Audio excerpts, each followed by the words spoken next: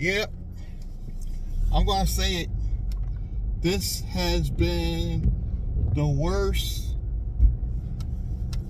holiday season to do, particularly Uber.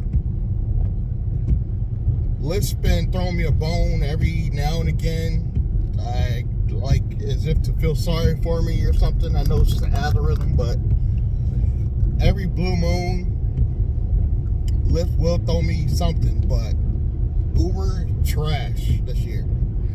And I was watching Vinny Cuz on YouTube, who I want to say he's in California. I'm not sure, but he's on a higher tier. He does comfort, so he's saying pretty much the same thing. I think he does comfort on, I forget whether it's Uber or Lyft. He might even do both, but he was saying the same thing. It's just trash this year on comfort even. And Uber's continue to play these games. I got an email from Uber saying that they have a new thing where we are allowed to cancel on shared rides when they exceed the amount of people. But here's the thing with that. Are we going to get a cancellation fee? Probably not. I want to say probably not. We're probably not going to get a cancellation fee at all. So you're going to go way out to that person's house, pick them up, only to find out you're not getting a cancellation fee. If that's the case, I'm not sure. I would rather take the trip, do a stop request, because for some reason they're paying more on these shared ride requests than they are on the regular ride requests. You know why? Because they want you to take and pick up more people on the way. Like, I just turned the app on for laughs and giggles, and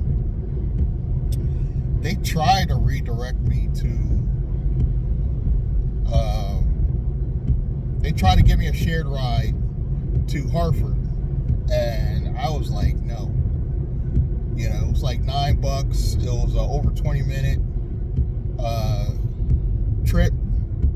The pickup wasn't bad. The pickup was probably like 5-6 minutes, and they wanted to pay me like $9. And you know, because of shared ride, I was going to be picking up at least 1 or 2 people on the way because it's going to Hartford, and I happen to be in New Britain at the moment. I didn't take it. I was like, nope, no thank you. You ain't playing me with that crap. And I don't know, people. I don't know why Uber knows we just want more money. I don't understand. I think they think that by playing these games with these bells and whistles, that you're going to be able to trick drivers and making them believe this money is worth it, and it's not. 15-minute pickup for some of the shared rides even. So you got to go pick somebody up 15 minutes. You know you're going to get somebody else on the way. And then the ride's another 15 minutes. And I get it. I give them credit because they realize that shared rides are becoming unbearable. I think Uber's finally starting to get that part. I'll give them credit for that. They're starting to realize, okay, drivers are just not going to take these shared rides. We got to do something. So they gave us the ability to cancel, but they didn't say nothing about whether we're going to get a cancellation fee or... Because believe me, if they gave us a cancellation fee, even of $4, $4.25 for every person that ordered a shared ride that exceeded the amount of people, that wouldn't be bad. But I doubt that's going to be the case. I think drivers are just not going to be bothered still. I think they're just not going to be bothered with taking the shared rides regardless, which is still going to hurt Uber, and they don't get it. Lyft, I think, is trying to go slightly right direction, but because we don't get enough offers on Lyft, Uber is dead. Rideshare is dead. Delivery is still making money because weather like today is downpour, nonstop rain. So days like today, delivery is always going to be recession proof. Somebody's got to deliver stuff. This is the busy season. They do need people to deliver packages and Christmas presents, and so delivery is going to be fine this year. But I personally don't do delivery, but I might have to, when I go private, I might have to include that in my business plan. You know, because I don't see a future for rideshare at this point. I just don't. Even Comfort, even Black, if there is a Black anymore. I'm tearing everybody's only Comfort now. So, and I guarantee you it's the same every platform. XL, you know, same thing. Uber just doesn't want to pay, or they want to pay the driver as little as possible. But what happens next year? You're going to do it again? Uber basically came out, I think Show Me the Money Club said something about this, the Rideshare Guy Network. It basically came out and said in so many words, they didn't say it exactly this way, but it's going to be another pay cut this year on the Uber side. They blatantly said it, and they try to justify it by saying you'll make more money because by lowering our fares, you'll be able to get more people, but you're going to have to drive more. It makes no sense. So they want us to drive more, make less money. So they're in this constant battle of promoting to get new drivers because new drivers are ignorant to the fact rideshare is dead. In 2024, I'm saying it. Now, will the company be dead? No, because they're still going to have migrants. I know Trump threatening to kick everybody out, but that's just not, it's just not going to happen. You know, they'll get a small percentage out of the country, but there still will be illegals here buying these apps. Somehow they're able to buy Lyft and Uber platforms somehow under people's names or however they're doing it. And they're countering on new drivers to keep this wheel turning until they go fully autonomous. Robots. And I don't think it's going to happen until, if it happens on a grand scale, we're probably talking 2030 at the earliest. Elon's talking like next year. No, you're not going to be ready next year. But my business plan still holds. I'm going to go private at some point. I'm going to incorporate either Tesla or some other automated transportation to do taxi service. And we're just going to keep rolling with the punches as things go on. I'm going to incorporate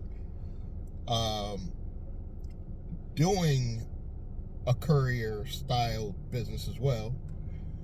I'm going to do medical deliveries. I'm focused on medical deliveries because food doesn't make money, in my opinion. Food is not where the real money is in deliveries. I think it's medical. It's in the private sector. You'll make some money on the private sectors doing deliveries. But I don't see a future in rideshare as a whole. I just don't. You know? And I'm saying it, by next year, it's going to be unbearable for veteran drivers. Unbearable. It's not going to matter what tier you're on. Will drivers still make money? Just see, it's the thing that bothers me. You'll always have one oddball person that'll come on your channel and be like, yeah, I'm still making 200 a day. I'm still making 300 a day. But how much are you driving? How much are you driving? Because I'm willing to bet that those drivers that are saying that are driving more than they did last year. I'm willing to bet money. Prove me wrong. Hit me in the comments. Every driver that has something to say about this is still a good side hustle, doing Uber and Lyft, are people that are driving 10 to 12 hours a day. And they're in a better market. That could be the case too. There are some decent markets. You know, there's not probably a handful, but they're out there. And the people that diversify are not complaining because they're diversifying, which I'm going to do next year. So you're going to see me crying less, which I expect the applause for, because I know some of you don't want to hear me crying about Uber and Lyft every day. You want to hear about the courier business. You want to know how I'm making money, not necessarily online on this particular channel, but you want to know other ways that I'm making money, because rideshare is dead. That's just simply how I feel. The company will survive, I'm sure. Uber is the biggest rideshare company in the world. They are all over the world, and I'm sure their markets make them more money depending on where their drivers are in the world. But as far as Connecticut, this is how I feel about rideshare in Connecticut. A big thumbs down, 2 thumbs down for rideshare in Connecticut. And I'm hearing the messages. These drivers are masked. Oh, come over here. How? I don't understand. I would waste more in gas just trying to drive the mask to make an extra $50 to $100. Because I'm not going to stay out there all day. That makes no sense. I will say I appreciate particularly the Boston market drivers in mass that are telling me come over there. I don't think you mean any harm by saying that. It's not feasible. It doesn't make any sense. You know, at least not where I am. And I'm actually not that far from mass. But for me to drive like a big market like Boston, I'm over an hour away, and for the dead miles, because I'm not going to get any trips back. Even though it's illegal for me to get trips back, that's what these mass drivers don't understand. Yes, it's legal for me to go make money over there, but on the way back, I'm not going to get a trips to go back home. All the trips are going in between Hartford and Massachusetts and Connecticut up this way. All the trips towards Norwalk, Connecticut, Westport, they're all going back and forth to New York. Danbury, you're going back and forth to New York State. It doesn't make any feasible sense to drive outside my market and waste gas. It's just time to just give up Uber and Lyft on the grand scheme. I will still keep those on the back burner. I will still steal their customers to go private with, but I need somebody told me about Roadie. I am thinking about trying Roadie just to see, you know, get the feel of it anyway as a backup. But I think the only problem I have with the courier apps is it's a seasonal thing. Like right now is the best time to be a courier. Come January, February, it slows completely down. You know, so, but the medical side should always stay busy. So that's why I'm going that route. As far as just being a limousine driver, I probably will get the license, you know, just so I can legally take cash from my clients, but that's not my main focus. I want to get several different licenses so I have options, but I probably won't utilize them all. I'm going to focus on the medical courier aspect because I believe that's where the real money is going.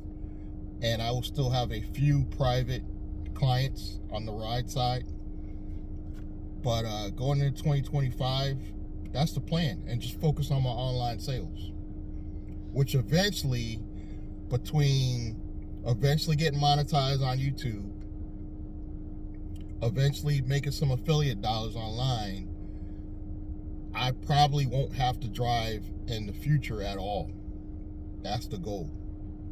And automation kicks in. Hopefully I'll have a Tesla in the future for that.